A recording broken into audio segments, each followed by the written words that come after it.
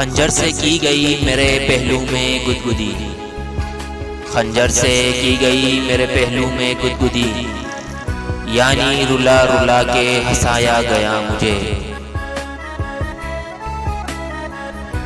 फिर मेरे सामने उसी का जिक्र, आपके साथ मसला क्या है? ये कौन शख्स है? ये कौन शख्स है? इसको जरा बुलाओ तो। ये मेरे हाल पे क्यों मुस्कुरा के गुजरा है? मुझे मनाओ नहीं, मेरा मसला समझो।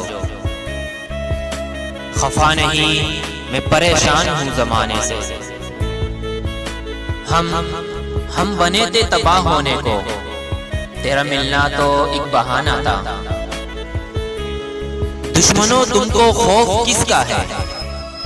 मार डालो कि मैं अकेला हूँ।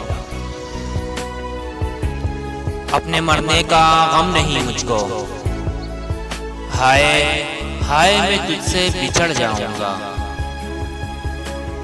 आप अब आई है हाल पूछने को,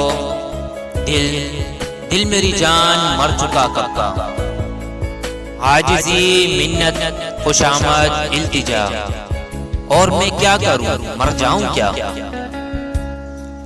उल्टी पड़ी है रेत पर सब किश्तियां मेरी, कोई ले गया है दिल से समंदर निकाल कर।